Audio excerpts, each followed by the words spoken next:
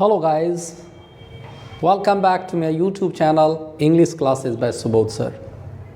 हाँ, आज मैं फिर आपके लिए एंटोनिम टॉपिक पर कुछ स्पेशल वर्ड्स को लेकर आया हूँ जो आपके एग्जामिनेशन के लिए अति महत्वपूर्ण है। आप मेरे चैनल पर अगर आप पहली बार आए हैं तो आप ज़रूर से ज़रूर मेरे वीडियो को लाइक कर दें, चैनल को सब्सक्राइब कर दें और दूसरों को भी शेयर करें, है ना। तो एंटोनिम आप जानते हैं कि अपोजिट वर्ड होता है, आपको एग्जामिनेशन में पूछा भी जाता है। तो चलिए देखते हैं इंपॉर्टेंट वर्ड्स आज के वीडियो का क्या है। तो पहला वर्ड है बेटे आपके लिए ओवर्ट। आप जान लेना ओवर्ट क्या होता है ना। ओवर्ट माइंडेड भी होता है व्यक्ति। ओवर्ट मतलब कि ये प्लेस भी होता है, यानी कि खुला, ओपन, जो सबके लिए क्या हो, खुला हो, प्रत्यक्ष हो, प्रकट हो, उसको हम ओवर्ट कहते हैं। अब चलिए ऑप्शन देख लेते हैं। ओपन मीन्स तो आप जानते हो क्या होता है, बहुत इजी है, खुला होता है। कंप्लीट मीन्स तो जो पूरा होता है। हिडन मीन्स छुपा हुआ होता है। और कल्वर्ट एक ऐसा वर्ड है जिसका कि अर्थ स्ट्रीम होता है, स्ट्रीम या चैनल होता है। चैनल आप जानते हो क्या होता है, छोटा छोटा जो नदी नाले में हम पाइप लगा के चैनल बना देते हैं, एक धारा बना देते हैं, उसको हम चैनल कहते हैं। तो कल्वर्ट को आप चैनल कह सकते हो। क्लियर हो गया। तो अब आप देख लो, ओवर्ट का हमको एंटोनिम यानी अपोजिट ढूंढना है। तो ओपन तो नहीं होगा, ओपन तो इसका सिनोनिम हो गया। कंप्लीट तो इसका पूरा हो गया, इसका मीनिंग ये भी नहीं होगा। हिडन, हिडन मीन्स क्या होता है, छुपा हुआ। तो अब आप देख सकते हो ये वर्ड भी आपको एग्जामिनेशन में पूछे गए थे। तो ओवर्ट को हम अपोजिट अगर ढूंढेंगे तो इसका हमको आंसर फर्स्ट का सी हो जाएगा। Come to the second word. अब देखिए सेकेंड वर्ड क्या है आपका, रेप्रीमैंडेड। अब देखिए रेप्रीमैंडेड मीन्स क्या होता है, किसी का आप समझिए कि अनादर करना, किसी का जो है सो आप ये कहिए कि प्रतिकार करना, है ना। किसी का जो है हम रेप्रीमेंड करते हैं तो उसका हम अपमान करना, है ना। तो रिब्यूक का मतलब भी हम रेप्रीमेंड मीन्स में आप कह सकते हो कि डांटना भी होता है, फटकारना भी होता है। तो रेप्रीमेंडेड मीन्स डांटना, फटकारना, अनादर करना, या किसी को जो है आप ये समझिए कि चिल्ला करके डांटना, प्रतिकार करना। इतना चीज़ आपको मैं हिंदी में समझा रहा हूँ। रिब्यूक का मतलब भी होता है डांट फटकार। रिब्यूक का मतलब भी होता है डांट या फटकार। तो ये आपका सिनोनिम लग रहा है। रेप्रीमेंडेड का भी रिब्यूक दोनों सेम वर्ड जैसा लग रहा है। यस। प्रेज्ड, प्रेज्ड मीन्स प्रशंसा करना होता है।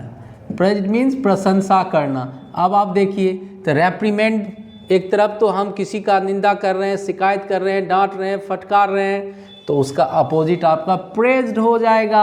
अब देखिए एडमोनिश आपका सिनोनिम है, इसका समान अर्थ वाले शब्द है, पर्यायवाची शब्द है। क्योंकि एडमोनिश मीन्स होता है झड़पना, किसी को डांटना, फटकारना। शाउटेड मीन्स चिल्लाना, जब किसी को डांटते हैं तो चिल्ला के डांटते हैं। तो सब एक 1 2 3 option A, option C, option D, ये आप कह सकते हैं कि रेप्रीमेंड का जो है वह सिनोनिम है। केवल बी ऑप्शन जो है वह प्रेज्ड है, इसलिए वह उसका क्या है, अपोजिट वर्ड है। क्लियर हो गया। तो रेप्रीमेंडेड का हम क्या ऑप्शन देंगे, बी। बी में है क्या, praised. Now come to the third. अब देखिए थर्ड में क्या है आपका, रेपेलेंट हो गए, रेपेलेंट है। अब रेपेलेंट क्या होता है, रेपेलेंट होता है जिसमें कि विकर्षण होता है, जिसमें कि आकर्षण नहीं होता है, ऐसे शब्द को हम रेपेलेंट कहते हैं। तो रेपेलेंट का मतलब क्या बताया आपको, जिसमें कि विकर्षण हो। दो चुंबक के एक ध्रुव को एक जगह, एक ध्रुव को एक जैसे ध्रुव को सता दे, क्या होता है, विकर्षण होता है ना। उसको हम क्या कह सकते हैं, रेपेलेंट। जिसमें विकर्षण हो, आकर्षण नहीं हो। तो रिपल्सिव भी वही होता है, प्रतिकार, है ना। एबोरेंट, एबोरेंट क्या होता है, डेस्पिकेबल, है ना। जिसको आप ये कह सकते हो जो घिनौना होता है या जिसमें प्रतिकार होता है, जिसमें कि अब एट्रैक्टिव, एट्रैक्टिव क्या होता है, जिसमें आकर्षण होता है। और ऑफेंसिव क्या होता है, जो आक्रामक होता है, आक्रामक। या ना आक्रामक, ऑफेंसिव हो जाता है आदमी, डिफेंसिव का ऑफेंसिव अपोजिट हो जाता है। तो अब आप देखिए रेपेलेंट, रेपेलेंट का रिपल्सिव नहीं होगा, एबोरेंट अपोजिट नहीं होगा, तो हो गया क्या फिर, इसमें विकर्षण है तो इसका अपोजिट अट्रैक्टिव यानी आकर्षण हो जाएगा। नेक्स्ट आपका देखिए सपल है। सपल तो बहुत सुंदर वर्ड है। सपल तो छोटे छोटे एग्जाम से लेके बड़े बड़े एग्जामिनेशन में पूछे गए हैं। और सपल का मतलब होता है कि जो लचीला हो। सपल का मतलब क्या होता है, जो लचीला हो, फ्लैक्सिबल हो, है ना, जो थोड़ा सॉफ्ट हो तो वह लच सकता है ना, वो मतलब लचीला हो सकता है। तो सपल का मतलब लचीला, सॉफ्ट मतलब नाजुक, कोमल। प्लिएबल का मतलब भी वही होता है, प्लिएबल का मतलब भी लचीला होता है, फ्लेक्सिबल भी कह सकते हो आप। और देखिए नंबर डी में फ्लेक्सिबल भी ऑप्शन है। तो आपका सॉफ्ट आप जान गए, प्लिएबल जान गए, फ्लेक्सिबल जान गए। अब चलिए रिजिड, कठोर। जो रिजिड होगा वो झुकेगा कभी, वो लचेगा कभी, बिल्कुल नहीं लचेगा। तो आपका सपल का अपोजिट अब एंटोनिम क्या हो जाएगा, रिजिड हो जाएगा। बहुत ध्यान से देखिएगा, एक बार वीडियो देखने का मतलब आपका पूरा काम हो गया, दूसरा देखने की जरूरत नहीं है। अब देखिए एक वर्ड है आपका टीडियस, ध्यान से देख लेना। अब टीडियस क्या होता है, टीडियस एक ऐसा वर्ड है जो आपको थकाऊ हो, थकान से भरा हुआ, है ना। It was a tedious journey, मतलब टीडियस एक ऐसा वर्ड है जिसका मतलब होता है थकान से भरा हुआ या थकाऊ। अब देखिए इसका ऑप्शन है एम्बिग्यूटी। एम्बिग्यूटी क्या होता है, संदिग्धता।